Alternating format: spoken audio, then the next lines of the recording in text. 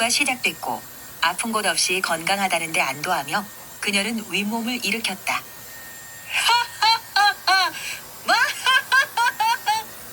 대차게 웃으며 여사는 침대 아래로 내려왔다. 그녀는 왕부장의 도움을 받아 알렉산드라 리치사의 2천만 원짜리 꽃무늬 드레스를 몸에 걸쳤다. 그 뒤엔 식당으로 가 맑은 냉이국과 소라숙회, 쓴바귀 나무를 곁들여 든든한 아침 식사를 했다. 서재로 들어섰을 때 그녀의 책상 위에는 예멘 모카 마타리 커피 한 잔이 에르메스 찻잔에 담긴 채. 안녕하세요, 선녀님. 이시죠? 꾸벅 고개를 숙이고 회전을 한 뒤 백기사는 좁은 골목에 차를 세웠다. 카페는 저 건물 2층에 있습니다. 웃는 얼굴을 따라가세요. 아니, 이게 누구세요? 일석이조의 중고나라 선녀님 들으며 쇼핑도 하고 집에도 왔어요. 스티커 보관할 파일이 필요해서 간 건데 몇 가지가 더 늘었어요. 이거 지퍼형 보관 파일인데요. 독서 노트를 꾸미고 남은 작은 조각들을 모아놓기 좋아요. 이건 세로로 긴 스티커들이 생겨서 보관하려고 구매했어요. 사실 이거 사러 간 게 주 목적이에요. 긴 스티커들 넣기 너무 좋아요. 이거는 계획이 없던 거지만 떠먹는 카레나 우동 강된장 같은 것들을 담아 먹기 좋을 것 같아요. 요거는 2개를 구매했는데요. 은근 귀여워요. 반찬들을 조금씩만 담아서 먹기에 딱인 그릇이에요.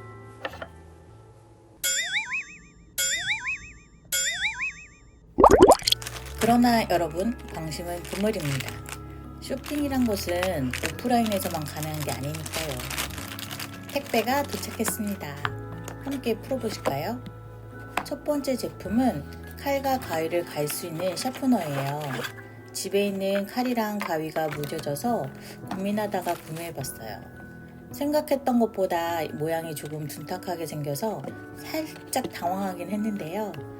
그래도 칼 같은 경우는 가는 단계가 3단계로 되어 있어서 기대해 보겠습니다. 다음 2번째 제품은 오르시테에서 파자마 두벌을 구매했어요. 마침 세일을 하고 있기도 해서 제가 좋아하는 색으로 두벌을 구매했어요. 마지막 3번째 제품은 케이스티파이에서 구매한 건데요. 핸드폰 케이스라고 하기엔 상자가 크죠. 이번에 구매한 건 아이패드 케이스예요. 제가 아이패드 프로 12.9인치형을 사용하고 있는데요.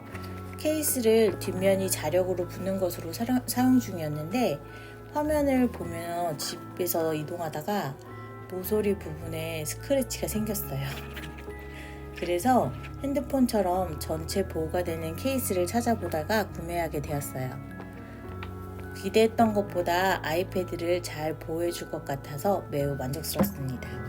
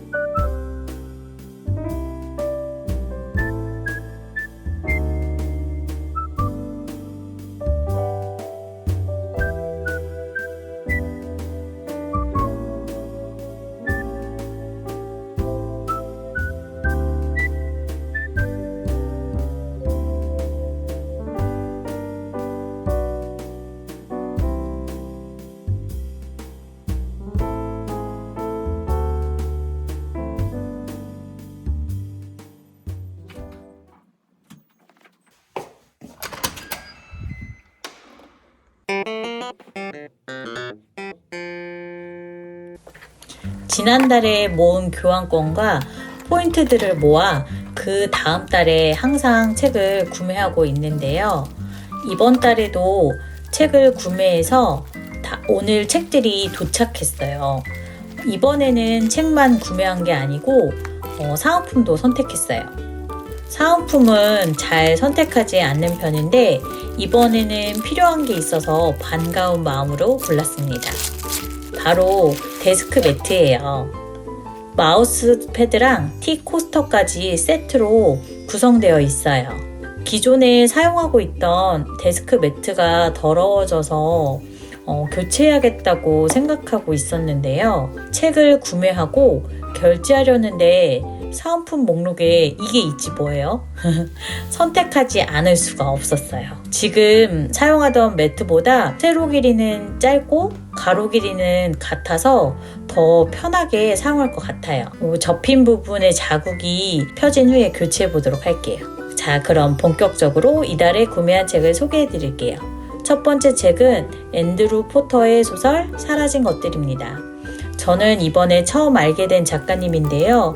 미국 단편문학의 거장으로 유명하신 작가님의 15년 만의 신작 소설이라 여기저기에서 많이 보여 골라보게 되었어요.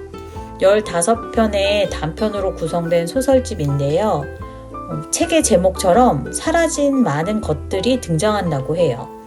소설의 내용에 대해서는 잘 알지 못하지만 제가 좋아하는 최은영 작가님의 추천사는 참을 수가 없죠. 다 읽고 재미있다면 리뷰도 남겨보도록 할게요. 두 번째 책은 전국 유료 실버타운 협회의 사랑인 줄 알았는데 부정맥이라는 실버세뉴 모음집이에요. 제목이 재미있어 골랐는데 생각보다 두께가 얇아서 놀랐어요. 그런데 알고 보니 세뉴라는 것이 일본의 정형시더라고요. 그러니 이 책은 시집이었던 거예요. 귀엽고 따뜻한 사파도 함께 있고 두께도 얇아서 재미있게 금방 읽을 수 있을 것 같네요. 아무래도 제일 먼저 이 책을 읽게 될 것 같아요. 다음으로 구매한 세 번째 책은 데릭 시버스의 진짜 좋아하는 일만 하고 사는 법입니다. 책 표지에 타이탄의 도구들에서 가장 창의적인 인물로 소개된 저자의 첫 책이라는 문구와 책의 제목이 호기심을 자극했어요. 이 책 속에서는 삶의 중요한 선택 앞에서 후회 없는 결정을 돕는 66가지 통찰을 소개하고 있다고 하는데요. 나이가 많고 적음을 떠나 늘 인간은 선택의 기로에서 수많은 고민과 후회를 하잖아요. 저 또한 제 삶이 더 나은 방향으로 나아가길 바라면서 그래왔는데요. 이 책을 통해 좋은 인사이트를 얻게 될 수 있기를 기대하며 읽어보도록 하겠습니다. 다음으로 소개해드릴 책은 정혜연 작가님의 장편 미스터리 신작소설 누굴 죽였을까입니다. 워낙에 미스터리 스릴러 장르 소설로 유명하신 작가님이셔서 믿고 구매했어요. 작가님의 홍학의 자리도 흥미롭게 읽었던 경험이 있어서 이번 작품도 기대가 됩니다. 띠지의 고등학교 절친의 갑작스러운 죽음, 9년 전 일로 그가 살해당했고 이젠 내 차례다 라는 문구가 벌써 흥미롭게 하는데요. 누굴 죽였을까 라는 제목을 봐서는 살인자의 입장에서 쓰여진 소설이라고 짐작하게 되는데요. 또 띠지의 문구와 책의 뒷면에 소개된 글을 보면 아닌 것 같기도 해서 더 궁금해지네요. 잘 한번 읽어보도록 하겠습니다. 마지막 책은 모건 하우절의 불변의 법칙입니다. 돈의 심리학을 재미있게 읽었던 기억이 있어서 신작이 출간되었다고 해서 구매하게 되었어요. 이 부분에 띠지로 되어 있는 줄 알았는데 아니었네요. 전체 표지 커버일 줄이야. 책의 내용이 가장 중요한 건 맞지만 요즘은 책의 제목이나 디자인도 책을 구매하는 사람들에게 어느 정도 영향을 미친다고 생각해요. 그런데 아무리 많은 유명인사들이 극찬한다고 하더라도 그걸 굳이 책 표지에 이렇게 모두 표시해야 했었나 싶어요. 그 점은 매우 아쉽네요. 그래도 미리 읽어본 분야별 전문가들이 이 책에 대한 수많은 찬사와 추천사를 작성한 것이 책의 내용에 대한 기대감을 높여주네요. 절대 변하지 않는 23가지에 대한 이야기라고 하는데요. 절대 불변이라는 것이 있을지 의구심이 들기도 하지만 전작을 재미있게 읽어서 사실 이 책도 기대가 됩니다. 그런데 아니 여러분, 책 커버를 벗기니 책이 어쩜 이렇게 예쁠 수가 있죠? 이렇게 예쁘게 만들어 놓고 왜 책 커버를 그렇게 만드신 건지 의아하기만 하네요. 그래도 부지런히 읽고 책 리뷰 영상도 남겨보도록 하겠습니다. 그러면 이것으로 5권의 책 언박싱 끝! 감사합니다. 위하여 재난 발생 시 비상 대피로를 오른쪽 화면에서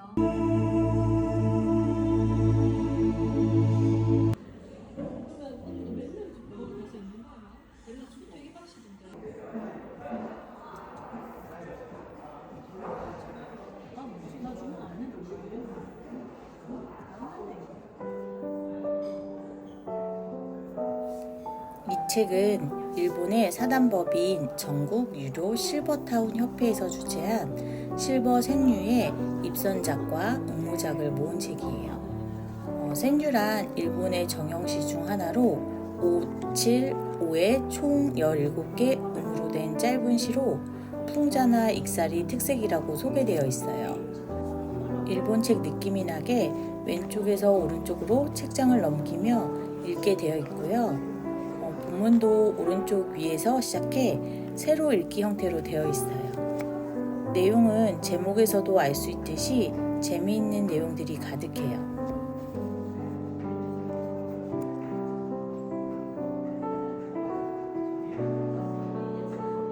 그런데 전 자꾸 코끝이 찡해지면서 눈물도 조금씩 맺히더라고요.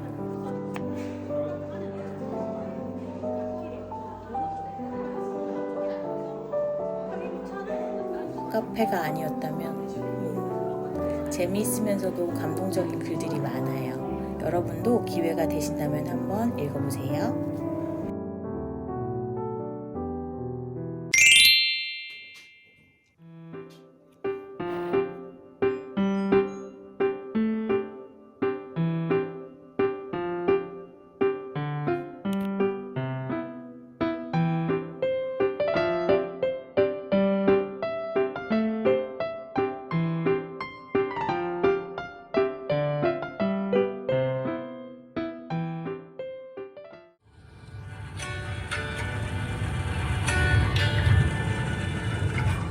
릴리의 서재 오디오북.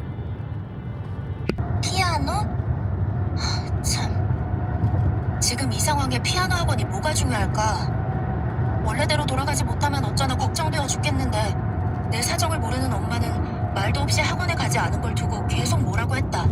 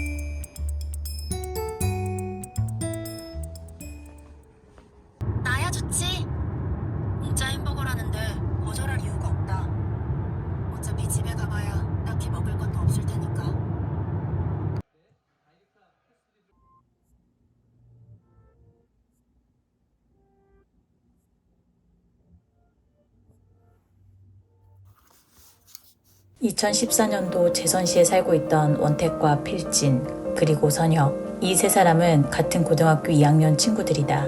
이들은 같이 몰려다니며 문제를 일으켜 문제아 3인방으로 불리곤 했다. 그러던 중 원택이 학교에서 정학 15일 판정을 받았다. 3인방은 그날도 자신들의 아지트인 청소년 수련원 근처 숲으로 향했다. 그곳에서 3인방은 술을 마시고 싶었지만 돈이 없어 담배만 피우고 있었는데 누군가 다가오는 소리가 들려 숨을 죽이고 살펴보니 수련원으로 야영온 남학생 한 명이 다가오고 있다. 3인방은 그 남학생에게 다가가 돈을 빼앗는데 순순히 내놓지 않자 몸을 뒤져 지갑을 찾아낸다. 지갑 안에는 은파고등학교 2학년 백도진의 학생증과 돈 3만 원이 전부다. 하지만 남학생은 끝까지 지갑을 내놓으라며 달려든다. 그러다 넘어진 필진과 원택. 그리고 지갑을 돌려받기 위해 안간힘 쓰는 남학생의 손을 잡은 선혁. 그런데 그때 원택이 다가오더니 남학생의 머리를 돌로 내리쳤다. 3인방은 죽은 남학생의 시신을 아지트인 숲속 동굴에 묻었다. 그 학생은 실종되었다는 기사가 크게 났지만 끝내 찾아내지 못했다. 그 후 9년이 지난 2023년 어느 날 원택이 죽었다는 부고 문자가 도착했다. 그런데 더 놀라운 것은 원택의 사인이 살해당한 것이라는 거다. 그리고 시신 입에서 9년 전 너희 3인방이 한 짓을 이제야 갚을 때가 왔어 라는 메모가 발견되었다는 것이다. 며칠 후 필진도 살해당하게 되는데 이번에도 필진의 몸에서 한 명 남았다 라는 메모가 발견된다. 혼자 남은 선혁, 그 남은 한 명이 자신인 것이다. 그는 친구들을 살해한 범인, 그리고 자신을 죽이러 올 그를 찾아 나서기로 한다. 은파고등학교 2학년 백도진의 주변 인물이라 생각하고 백도진의 연락처와 주소를 찾아다니던 중 은파고등학교 동창회 사무실로 연락하게 되는데 전화를 받은 총 동창회장은 자신이 바로 백도진이라고 한다. 그들이 죽인 사람은 누구인 것인가? 선혁은 죽음을 피할 수 있을까? 이 모든 사건의 사실을 밝히고 범인을 찾을 수 있을까?